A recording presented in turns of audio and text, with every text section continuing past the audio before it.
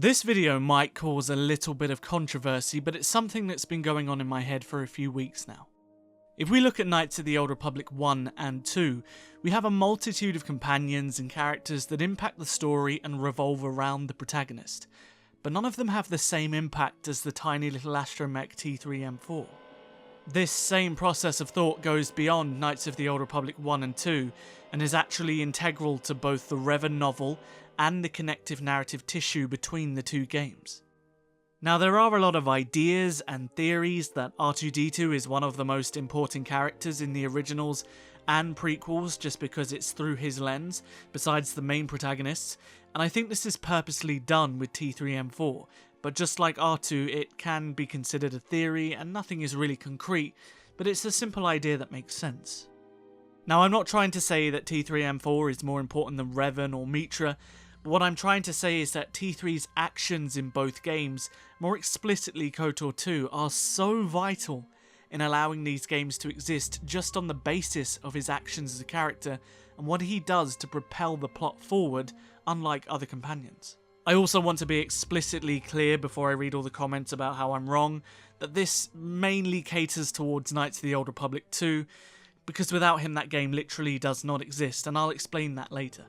However, there are an element of KOTOR 1 where his actions are integral in moving the plot forward, and without him there is no story. So I just want to be clear on that front that I'm telling this video, which encapsulates both games, but it does kind of focus more on the second. So aside from the two protagonists of Revan and Mitra, the true hero of the Knights of the Old Republic franchise is T3-M4, and here's why. The first time we meet T3-M4 in Knights of the Old Republic 1, he's been bought by Canderous Ordo after he was specially built with top-of-the-range parts and featured exceptional skills in slicing.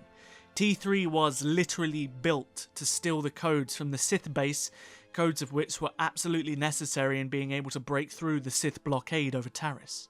Of course, as we know, T3 is then basically transferred ownership over to Revan rather than Canderous, but what is the fundamental factor that's got to be taken into account here is that without T3-M4, the group would have never have made it off of Taris, and would have likely have died in Malak's bombardment shortly afterwards. This is the first instance in the franchise that T3 literally saves the entire story and the entire cast, and allows the advancement of the plot and begins to build his heroic nature, despite being a relatively underappreciated character. Now, there is generally nothing earth-shattering beyond this specific moment in KOTOR 1 that makes him beyond anyone. However, there is one important factor that I think a lot of people don't take into account. When Revan went to face the Sith Empire alone after Knights of the Old Republic 1, he took one of his allies, and that was T3-M4.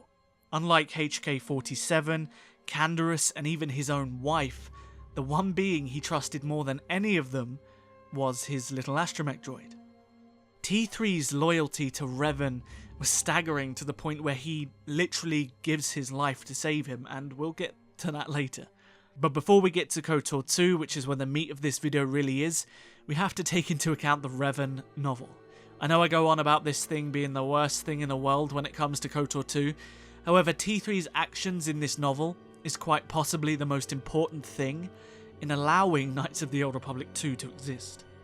In the book, Revan finds a planet called Nathema. However, the Ebon Hawk is shot down and almost obliterated, and Revan is captured by the Sith, the true Sith. T3-M4 is left on the planet completely alone. Now, Nathema is a dead spot in the Force. It was obliterated by the Sith Empire using a, well, you could say a piece of technology or a Sith ritual, however you want to see it, and everything on the surface is dead, all life is gone, and all the infrastructure is completely wiped out. For years alone, T3, under the orders of Bastila, slowly but surely pieces the Ebon Hawk back together so he can return the ship to known space and inform the Jedi of what's happening. This tiny little droid restores an entire ship due to his loyalty to Revan, without anybody supporting him, with very few resources, and then flies the thing, which isn't even in the best shape, back into known space, and this is where Knights of the Old Republic 2 begins. So not only did T3's actions in the first game fundamentally save the entire cast and allow the plotline to happen, his actions just prior to the sequel was the catalyst in allowing it to exist. Now, if you've been within the KOTOR community for long, how Knights of the Old Republic 2 starts, how Mitra gets on the Ebon Hawk, how Kreia gets on the Ebon Hawk, all of this is relatively obscure and much of it is theoretical. However, if you skip the prologue, then perhaps you don't know about this. But after the HK-51 assassin droid is trapped in the storage compartment of the Ebon Hawk, which is likely T3's doing, that's the banging on the door that you hear, he repairs the Ebon Hawk after it was damaged by the Harbinger, as well as a fellow astromech droid who helps him, as it's floating through space with both Kreia and Mitra on board, and then flies the thing to Paragus. T3's actions in this prologue alone is entirely heroic. He saves the main protagonist and the antagonist, and this isn't the only thing he does. Even on Paragus, there is also a very interesting point here to be made about Kreia, because she always goes on about how much she dislikes droids, yet in this specific moment in the prologue, she puts her life in the hands of Revan's droid. Interesting, huh? Anyway, we fast forward to Paragus. T3 is again integral in opening up certain parts of the Paragus mining facility so that Mitra can travel through and eventually help them to escape.